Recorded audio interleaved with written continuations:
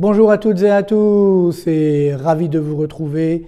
Mes chers amis, l'heure est grave, j'ai envie de dire très grave, pour l'avenir de la France. Bien sûr, la société française qui est en train de se déliter, mais également l'économie française. Nous sommes là pour parler de ça, bien entendu. C'est assez incroyable ce qui se produit devant nous. La ministre des Comptes publics vient d'annoncer dans le JDD qu'elle craignait que le FMI prenne finalement le pouvoir en France, impose des mesures à prendre justement pour sauver l'économie française. Lorsque j'évoquais ce risque il y a quelques mois, on me traitait de complotiste. Là, c'est la ministre elle-même des Comptes publics qui nous dit ça.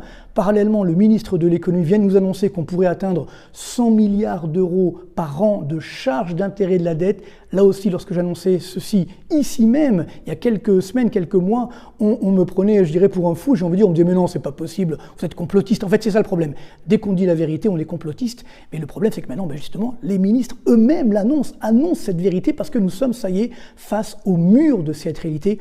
On ne peut plus continuer ce déni. Alors, il y en a encore qui le font, certains économistes ou certains médias nous disent « Non, mais la dette, c'est pas grave, vous inquiétez pas, tout est sous contrôle, on peut continuer de l'augmenter. Il y a l'épargne des Français qui est là. » Mais attendez, c'est un scandale. L'épargne, c'est privé. Là, on parle de dette publique. On va quand même pas mobiliser, ponctionner cette épargne. Mais le risque, évidemment, est en train d'arriver.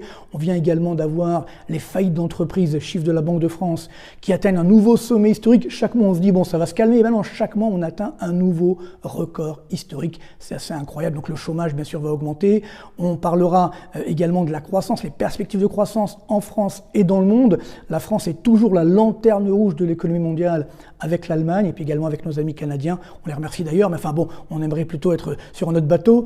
Et puis parallèlement, on a une situation particulièrement compliquée sur le front donc, des marchés financiers, notamment de la dette publique, d'où ce titre, La France qui tombe, comment sauver notre épargne? Ce sera d'ailleurs la question de la semaine. Vous êtes très nombreux à me poser cette question, comment on peut sauver notre épargne? Est-ce qu'elle est en danger? Oui, elle est en danger, on peut encore la sauver, mais c'est vrai que ça va être un petit peu compliqué. Je pense que malheureusement, le risque d'augmentation des impôts, voire de ponction de notre épargne ne cesse d'augmenter de jour en jour. L'heure est grave, je l'évoquais, mais on va essayer de garder l'optimisme. Il faut garder l'optimisme. Je pense que, quoi qu'il arrive, même si la situation se délite, on pourra repartir ensuite. Mais il faut aujourd'hui, il faut que le film s'arrête. Il faut qu'on regarde la réalité en face, qu'on prenne les bonnes mesures. Alors le problème, c'est qu'il n'y a pas, là aussi, de majorité à l'Assemblée nationale. Donc certainement qu'il y aura de nouvelles élections à la rentrée. Espérons qu'à ce moment-là, on aura, je dirais, un vrai gouvernement avec une vraie majorité qui pourra prendre les bonnes décisions. En tout cas, les décisions, elles sont là. Je l'évoquais dans la vidéo de la semaine dernière. On peut encore sauver la France. Donc gardons évidemment l'espoir, mais espérons simplement qu'on aura le courage et la volonté simplement de prendre les bonnes mesures. En tout cas, nous serons là, toujours avec vous pour ça. Quoi qu'il arrive, j'ai envie de dire, les pressions ne me font pas peur, vous êtes là avec moi. Et d'ailleurs, merci, ça y est, j'en parlais d'ailleurs, je vous le dis maintenant, ce sera la bonne nouvelle de la semaine, notamment sur le t-shirt qui est déjà mis en vente et il y a une demande énorme, on est même dépassé par les événements. Donc merci beaucoup, merci pour votre fidélité. Je vais vous dire tout honnêtement, j'ai besoin de vous, j'ai besoin de votre soutien, j'ai besoin de vos messages. Voilà, je le dis, je m'épanche entre guillemets, sachant qu'effectivement, il y a des pressions et c'est toujours un petit peu difficile parce qu'on aime notre pays, on se dit non, on ne peut pas en arriver jusque-là. Si ça existe malheureusement, mais néanmoins nous serons toujours là pour vous dire la vérité. Allez, on commence tout de suite avec ces chiffres donc assez dramatiques, mais d'abord évidemment ces déclarations incroyables de Madame Amélie de Montchalin, donc ministre des Comptes publics, dans le JDD du 8 juin 2025, voilà, les phrases, c'est elle, en tout cas ça vient pas de moi, c'est pas des complotistes, c'est pas mon site internet, non, c'est vraiment la ministre des Comptes publics, voilà, nous sommes au bout d'un système, et en un mot, cela signifie que les ministères devront dépenser moins l'année prochaine, bon, est-ce qu'ils vont le faire, donc cette année, ça c'est pas sûr, à ce stade, pour être très clair, le compte n'y est pas, et alors, assez incroyable, si nous ne faisons pas ces choix maintenant, ce seront nos créanciers ou le FMI qui nous les imposeront.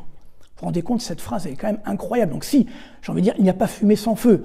Si effectivement on annonce ça, c'est que le risque est là. Le risque est devant nous. C'était pas il y a quelques semaines ou quelques mois alors que j'ai annoncé ça en disant bon, ça arriverait peut-être en 2026-2027. Non, là le risque est déjà là. Oui, le scénario grec est déjà là pour la France, comme je l'évoquais dans ma vidéo de la semaine dernière. Donc il faut absolument réagir au plus vite. Alors, cerise sur le gâteau, j'ai envie de dire, le Bercy vient d'annoncer que, effectivement, on allait avoir cette année, en 2025, au moins 67 milliards d'euros juste pour le paiement des intérêts de la dette. Vous voyez, ça m'amuse quand certains me disent encore aujourd'hui « Ah mais non, la dette, ça coûte rien, c'est pas grave ». 67 milliards d'euros, donc foutus en l'air, tout simplement, juste en 2025. Et donc, le budget de la défense, par exemple, c'est 60 milliards.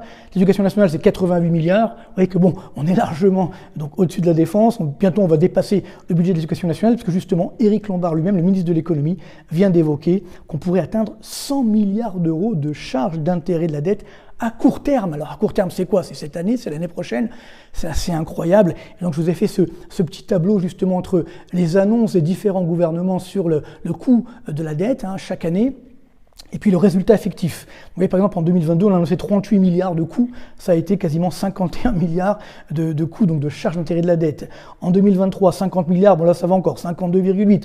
En 2024, 48, 60,2 milliards. Vous vous rendez compte, les écarts. Et encore une fois, ceux qui nous écoutent, ceux qui suivent notre chaîne, eh bien savent, connaissent la vérité avant tout le monde. Donc c'est dommage qu'il faille attendre justement d'avoir les vrais chiffres, mais on le sait très bien. Et là, donc pour 2025, on nous avait annoncé à la base, il y a encore quelques semaines, 61,4 milliards. Et là, c'est déjà 67 milliards annoncés par le ministre donc de l'économie lui-même. On pourrait atteindre 80, voire 90, voire 100 milliards assez rapidement. Encore une fois, c'est lui-même qui le dit. Donc voilà mes prévisions. 80 milliards pour 2026, 90 milliards pour 2027. J'ai envie de dire, si tout va bien, vous voyez, je suis devenu optimiste finalement sur la charge d'intérêt de la dette.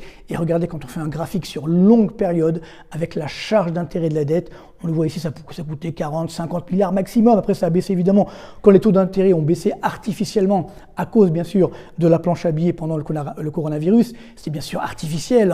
Et ensuite, il fallait, la réalité est vite revenue. Et donc, regardez bien, si vous faites le total de la charge d'intérêt de la dette, donc de 2015 à 2030, encore une fois, avec les chiffres de Bercy, les simulations de Bercy, ça fait 996 milliards d'euros, quasiment 1000 milliards d'euros juste de charges d'intérêt de la dette en 15 ans. Comment on peut encore avoir des économistes, qui s'appellent économistes, qui osent dire que la dette ne nous coûte rien? C'est irresponsable, c'est un véritable scandale. Et que les médias, évidemment, véhiculent ce message, c'est encore plus scandaleux, bien entendu. Et si on regarde donc depuis 2010, donc sur 20 ans, 1254 milliards d'euros juste de charges d'intérêt de la dette. Je ne sais pas si on se rend compte, encore une fois, c'est de l'argent complètement gaspillé, qui est foutu par les fenêtres, excusez-moi l'expression. Et donc justement, alors bien sûr, les créanciers, c'est eux qui empochent l'argent, c'est évident. Sauf que bien entendu, ils ont prêté à la France, c'est tout à fait logique. Quand on prête à quelqu'un, on veut des intérêts, c'est tout à fait logique. Mais le drame, c'est que c'est l'État français qui a fait ça. C'est lui qui a justement demandé cette dette, qui a fait des émissions d'obligations également indexées sur l'inflation, etc. Donc c'est lui qui a besoin de cet argent. Vous voyez? Alors aujourd'hui, on sait qu'à peu près 54% de notre dette publique est détenue par des étrangers. Qui sont ces étrangers? Il y a de l'omerta. On sait qu'il y a la moitié à peu près d'Européens, puis l'autre moitié, on ne sait pas qui, des Américains, des Chinois. Les Japonais, on sait qu'ils ne veulent plus de notre dette. Est-ce que c'est des Qataris? On a vu M. Macron remercier l'émir du Qatar il n'y a pas très longtemps à l'Élysée. Est-ce que c'est pour ça? On ne sait pas. C'est l'opacité complète, mais toujours est-il que ça fait quand même froid dans le dos. Nous sommes en train de perdre notre indépendance. Voilà. Je ne dis pas ça de gaieté de cœur. Encore une fois, ce sont nos dirigeants qui nous ont mis dans une telle situation. Et justement, si on regarde le détail, parce que là, donc, on voit la charge d'intérêt de la dette, rappelons les ordres de grandeur de la dépense publique. Donc là, c'est par fonction. Voilà, alors vous voyez, c'est que les chiffres de 2023. J'ai vérifié sur les chiffres de l'INSEE, donc hier, le site de l'INSEE. On me dit que les chiffres de 2024 seront connus en décembre 2025. Bon, ok, donc il y a quasiment 2 ans d'écart, bon, très bien. Là, on n'a que 2023. Après, on verra en 2024, justement, par type de dépenses. Mais là, c'est par fonction. Voilà, protection sociale, bien sûr, 659 milliards, donc, dont évidemment la vieillesse, 368 milliards, la santé, 250 milliards, affaires économiques, quasiment 180 milliards, évidemment essentiellement le transport, bien entendu. Vous voyez que services généraux, quand même, 175 milliards, ce n'est pas rien. Là, évidemment, on peut faire des économies, ça c'est sûr, même si une partie de ces services sont affectés aux charges d'intérêt de la dette, comme on l'a vu tout à l'heure. Ensuite, donc, on le voit, la défense, que c'est pas, on est loin encore des 60 milliards. L'enseignement, bien sûr, 141 milliards. Si on regarde l'ensemble des dépenses, ça aussi, c'est quand même pas rien. Et ainsi de suite, au total, vous voyez, plus de 1600 milliards d'euros. Ça, c'est en 2023. Maintenant, en 2024, on a la répartition des dépenses publiques, mais par type de dépenses. Donc là, évidemment, on a les fameux 1666 milliards d'euros donc de dépenses publiques, c'est quand même un chiffre énorme, d'ailleurs qui fait un petit peu peur, hein, ce chiffre, le fameux 666, comme vous le savez, hein, bon, pour ceux qui connaissent, mais bon, on va pas être superstitieux, mais bon, néanmoins, c'est un chiffre qu'il faut regarder, et voilà, comment ça se répartit. On retrouve bien sûr les prestations et les transferts sociaux, c'est à peu près 44,7% du total, et deuxième poste, 32,4% du total, ce sont encore une fois des dépenses de fonctionnement. Quasiment 95 milliards d'augmentation depuis 2021, donc 21% de hausse, alors que les dépenses, on va dire sociales, ont augmenté de 11,5%. Quasiment du simple au double. Donc c'est là qu'il faut agir. D'ailleurs, la ministre, Madame de Montchalin, elle le dit aujourd'hui, oui, on va regarder si on peut réduire effectivement la dépense publique, les dépenses de fonctionnement, le nombre de fonctionnaires, etc. Je l'évoquais la semaine dernière, le nombre de fonctionnaires, notamment sous Emmanuel Macron, a complètement explosé. Le nombre d'agents de la fonction publique. Alors bien sûr, il en faut, on en a besoin, mais on se rend bien compte que ce n'est pas forcément là où il en faut que les fonctionnaires sont là. Donc il faut réallouer complètement cette dépense publique pour améliorer le fonctionnement de l'État, améliorer le fonctionnement des services publics, on paye pour ça, ce sont nos impôts, malheureusement qui sont complètement dilapidés, on ne sait d'ailleurs pas trop comment, quand on voit l'explosion de ces dépenses de fonctionnement, et c'est ça qui est inquiétant, sachant que malgré tout cela, l'économie française est en train de s'effondrer. Alors, je l'évoquais la semaine dernière, c'est que hors stock, le PIB français a chuté de 0,8% en premier trimestre, mais l'INSEE a annoncé plus 0,1% grâce justement à la formation de stock, qui est, j'ai eu pas mal de questions, justement une variable d'ajustement, c'est-à-dire les stocks, c'est ce qui n'a pas été, ce qui a été produit mais pas encore vendu, donc ou alors ce qui a été acheté, mais on me dit oui, c'est l'effet Trump, sauf que si tel avait été le cas, on aurait eu une hausse des importations. Or, les importations n'ont augmenté que de 0,4%. Donc on voit bien qu'il y a quelque chose de très louche sur ces stocks, et donc il y aura forcément un mouvement de déstockage dès le deuxième trimestre, et là, la baisse du PIB ne pourra pas être évitée, elle sera même très forte. Et d'ailleurs, voici les derniers chiffres donc, de l'INSEE et de la Banque de France. Tout d'abord, sur les défaillances d'entreprise. Là, je suis vraiment très inquiet parce que j'ai fait pas mal de conférences dernièrement auprès de nos chefs d'entreprise qui, évidemment, sont particulièrement soucieux de l'avenir et on les comprend. Comment peut-on effectivement laisser la France partir à volo comme ça? Donc on le voit, voilà, ça c'est les chiffres globaux. On est à quasiment 67 000 défaillances d'entreprises aujourd'hui, 4,7% au-dessus du sommet d'avril de 2015, c'était le précédent sommet historique. Alors bien sûr, on dit oui, mais il y a eu beaucoup de créations, etc. Alors justement, l'essentiel des créations, c'était dans les micro-entreprises. Si on regarde justement ces mêmes chiffres, ces mêmes défaillances hors micro-entreprises, donc là où il y a eu moins de création d'emplois, en fait les créations d'entreprises, si vous voulez, ont été moins fortes évidemment hors micro-entreprises. Et là, regardez bien ce chiffre. De mois en mois, ça ne cesse d'augmenter. On est à quasiment 5600 défaillances d'entreprises hors micro-entreprises, ce qui veut dire, regardez bien, 16% au-dessus du sommet de septembre 2009, la récession de 2009. Vous voyez bien, ce chiffre est assez incroyable. Alors justement, quand on me dit oui, mais il faut corriger ça des créations d'entreprises, alors très bien, faisons-le. Ben voilà, c'est pas compliqué. Depuis 2020, donc à avril 2025, les défaillances d'entreprises hors micro-entreprises, regardez bien, ont augmenté de 132,4%.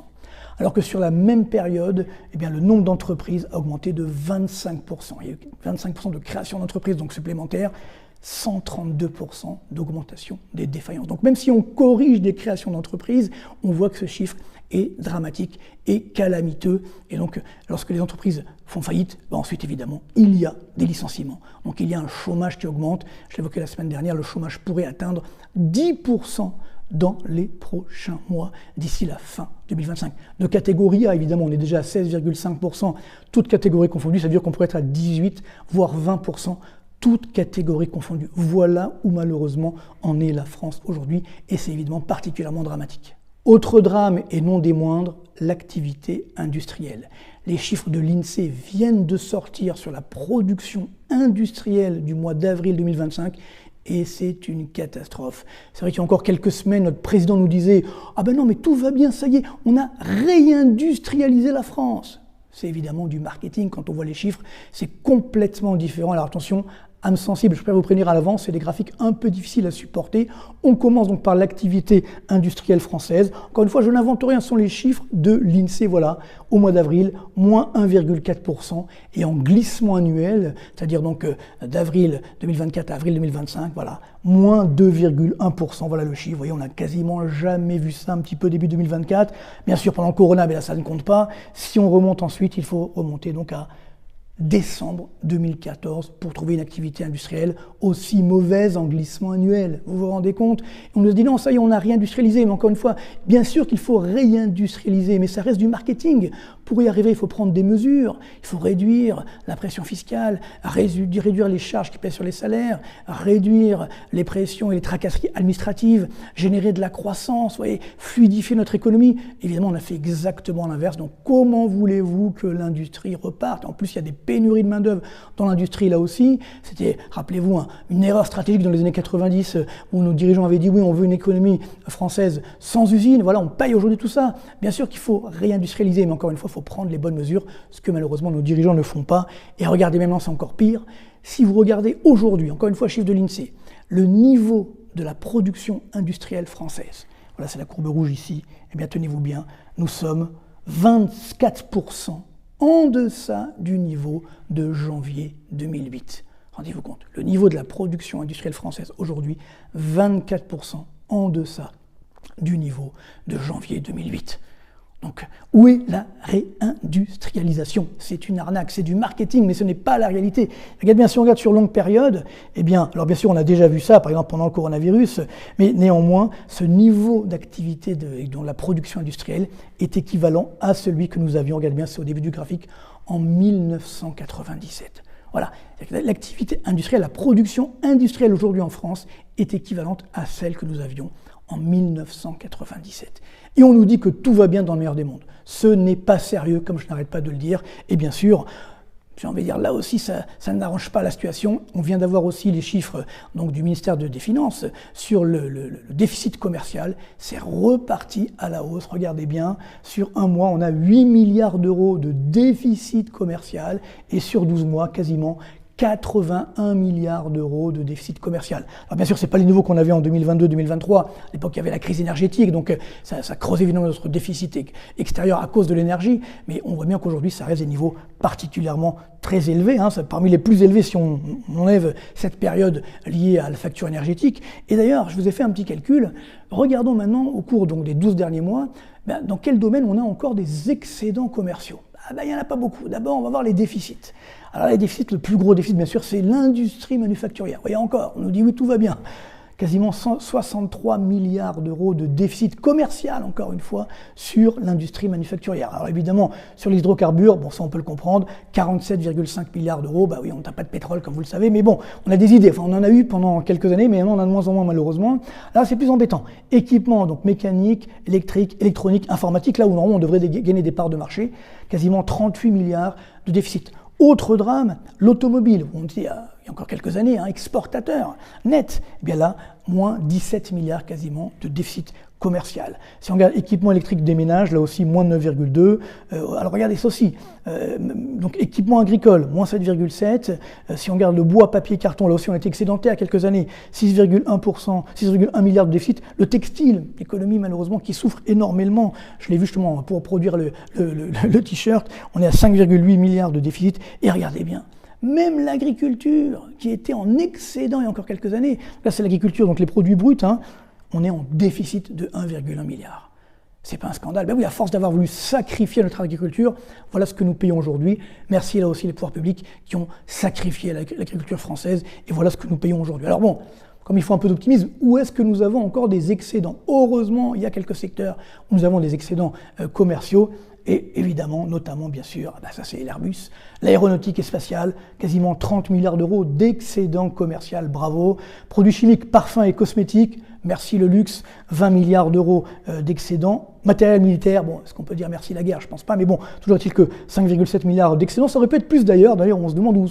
C'est bizarre, il y a peut-être des chiffres qu'on ne voit pas, bon, peu importe. Électricité, merci le nucléaire, on a là aussi quasiment 6 milliards d'excédents. Si on regarde les déchets industriels, là aussi, bon, on a un savoir-faire dans ce domaine, 4,8 milliards d'excédents. Produits, donc industrie agroalimentaire, donc là c'est enfin, on a quand même, si on prend l'industrie agroalimentaire, donc ça veut dire les produits agricoles mais transformés, 3,7 milliards d'excédents, mais il y a quelques années on avait beaucoup plus, on avait 15 milliards, 3,7 milliards, là, ça fond comme neige au soleil. Pharmaceutique également, donc 2,4 milliards d'excédents, et enfin, bon, heureusement qu'on a nos navires et nos bateaux, merci les chantiers de l'Atlantique notamment, 1,6 milliard d'excédents.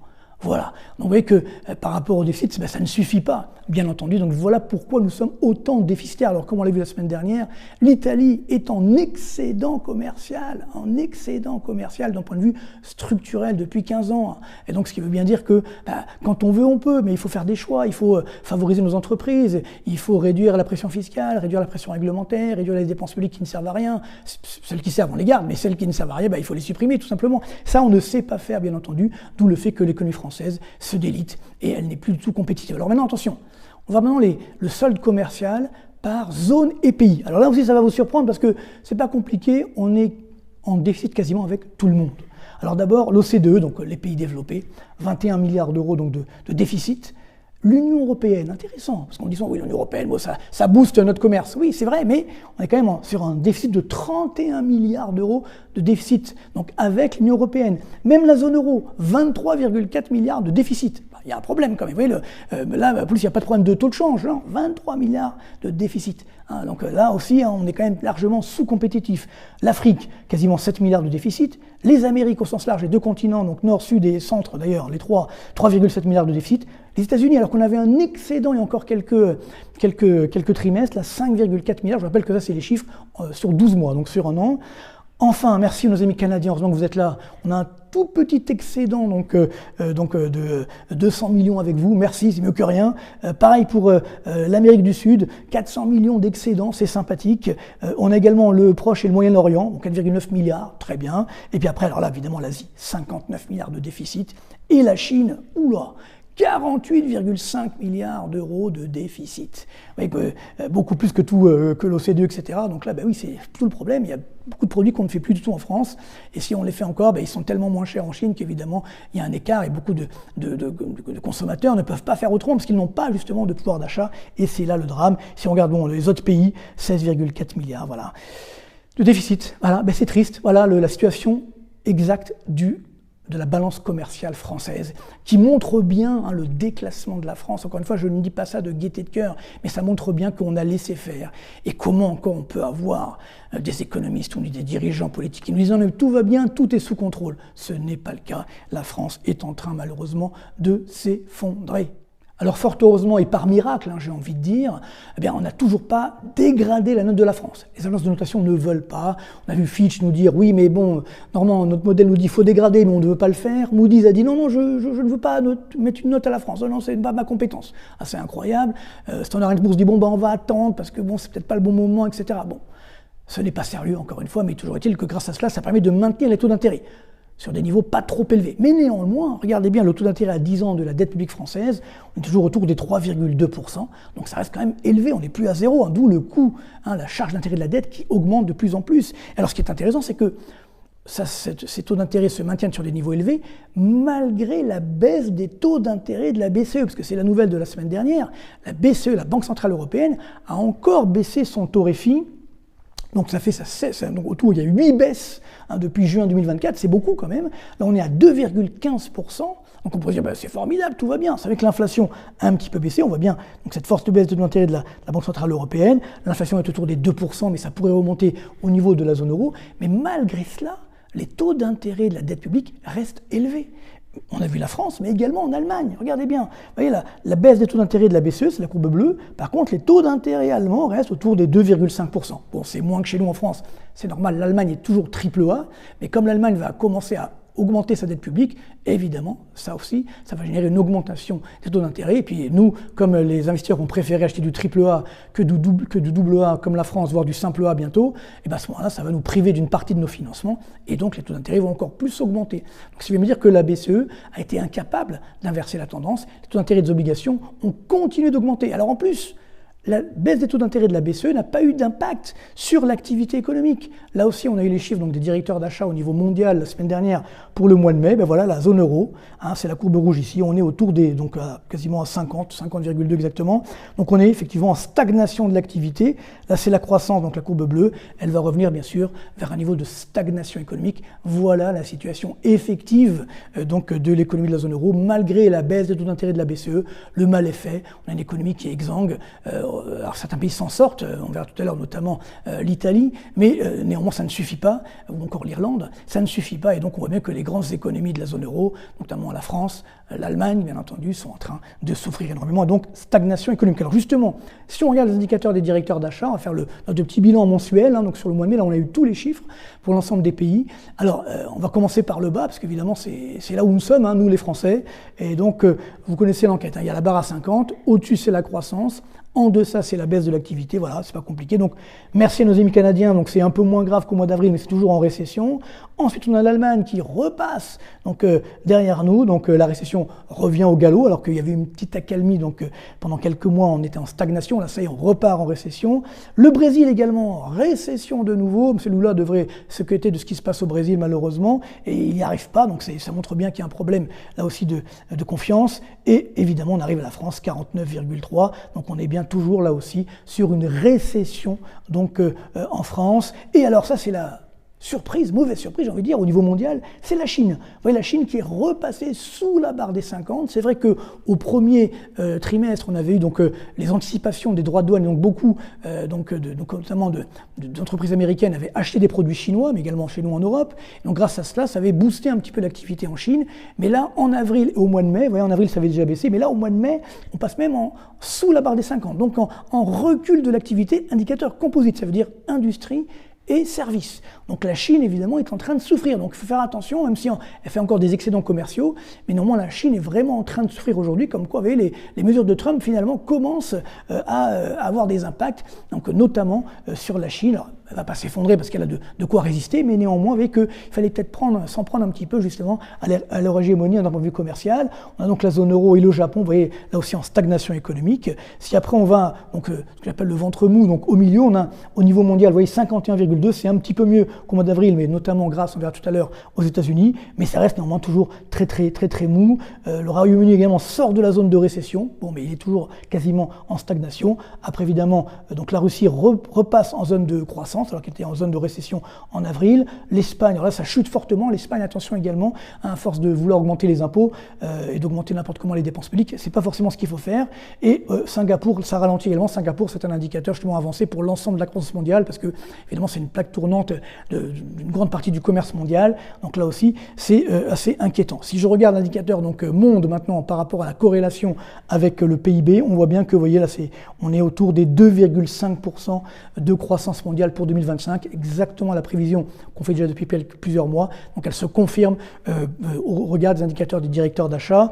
Si je regarde maintenant les seuls pays finalement où il y a des bonnes surprises, alors il y a toujours l'Inde, bon ça on est habitué, l'Inde qui reste la locomotive de la croissance mondiale, l'Arabie Saoudite ça se stabilise, mais surtout on a, vous voyez, bon alors l'Irlande ça s'améliore, bon, c'est très bien, le dumping fiscal, on a l'habitude, Émirats Arabes Unis ça ralentit, regardez c'est même un plus bas depuis septembre 2021, vous voyez que bon c'est un niveau élevé mais pour eux c'est pas génial, et les Américains on les avait je dirais justement enterrés un peu trop vite, certains du moins en avril 2025, là ils sont à 53, c'est en train donc de redémarrer aux États-Unis, comme quoi vous voyez finalement après l'épisode des droits de douane, c'est en train d'être digéré, alors on verra maintenant, on voit qu'il y a peut-être des émeutes à Los Angeles, bon c'est ce qu'avait dit Trump, il y aura des moments difficiles mais après ça redémarrera. C'est un petit peu l'histoire de l'humanité. Des fois, il faut passer par des moments difficiles pour ensuite redémarrer. Mais si on refuse les moments difficiles, évidemment, ça ne pourra jamais redémarrer. Et puis, un dernier point, l'Italie, vous voyez, qui reste sur un niveau de croissance élevé, 52,1 en avril, 52,5 donc en mai 2025. Donc, bravo à nos amis italiens. Ils ont fait les réformes qui s'imposent. Je parlais la semaine dernière du match, donc 7-1 Italie-France, match économique, bien entendu. On a tout raté, nous les Français, c'est très triste. Alors que finalement, les Italiens, qui ont jeté aux orties, ils ont réussi à se prendre par la main, donc finalement, à faire des réformes, à réduire leurs dépenses publiques, maintenant ils réduisent leurs impôts, et ça marche. Donc on peut réduire les dépenses publiques tout en augmentant le PIB, tout en faisant de la croissance. C'est donc possible, ça serait bien qu'on arrive enfin à le comprendre en France, malheureusement, ce n'est toujours pas le cas. Donc on voit bien qu'on a un contexte mondial quand même assez difficile, même si donc aux États-Unis ça va un peu mieux, on est sur une croissance mondiale autour des 2,5%. C'est pourquoi les marchés boursiers restent quand même un petit peu inquiets, et d'ailleurs, l'or reste toujours très cher. Alors c'est vrai qu'on était monté à 3430 $ l'once le 6 mai dernier, mais là maintenant on se maintient à au-dessus des 3300 $ l'once. C'est un nouveau niveau d'équilibre pour l'or. Donc ça veut bien dire qu'il y a quand même toujours cette inquiétude. Donc ça conforte notre prévision. Il faut s'armer de patience et toujours conserver cette fameuse poire pour la soif que constitue l'or, donc qui est évidemment une valeur refuge. Alors Comme promis, la question de la semaine, est-ce qu'il faut ou pas justement s'inquiéter sur notre épargne? Ben, la réponse est oui. Malheureusement, on n'a pas arrêté d'entendre ces derniers jours des économistes, parfois des politiques, dire oui mais attendez, la dette c'est pas grave, il y a 6 000 milliards d'euros d'épargne des Français, donc ça peut être une garantie. Non. Non, 6 000 milliards d'euros d'épargne, c'est de l'épargne privée. La dette publique, comme son nom l'indique, c'est de la dette publique. Il ne faut pas confondre les deux. Cette épargne, évidemment, a été, je pense surtout notamment à la classe moyenne, a été donc acquise avec beaucoup, je dirais, de difficultés. On voit que la collecte du livret est en train de s'effondrer. Et alors, certains disent oui, ça va sur l'assurance vie, une partie, mais l'essentiel, ça vient justement que beaucoup de ménages n'ont plus les moyens de consommer, donc ils puissent dans leur épargne de précaution, donc justement le livret A, pour pouvoir continuer de consommer. Et ça, c'est extrêmement dangereux. Donc moi, je dis, faites attention, notre épargne maintenant est en danger. On verra bien sûr s'il y aura des législatives, puisque là il ne va rien se passer jusqu'en septembre, s'il y aura des législatives donc à la rentrée, qui sera évidemment au pouvoir, mais en fonction de cela évidemment on saura si oui ou non on va ponctionner ou pas notre épargne. En tout cas, toujours est-il que pour l'instant elle est en danger. Donc comment faire pour la protéger? Déjà, faites attention aux arnaques. Je ne cesse de le dire, mais s'il vous plaît, je sais qu'il y a eu plusieurs tentatives justement de décrédibilisation de mon action. Certains justement font des faux sites sur Facebook, sur Instagram, TikTok, etc. Donc à mon nom, des fausses pages en disant voilà, c'est Marc Toiti qui vous dit d'acheter tel ou tel produit. Ce n'est évidemment pas moi. Donc bloquez-les, signalez-les. Je sais que j'arrête pas de le faire, mais ils reviennent. On me dit même parfois ce sont des sites sponsorisés, donc il y a des gens qui payent.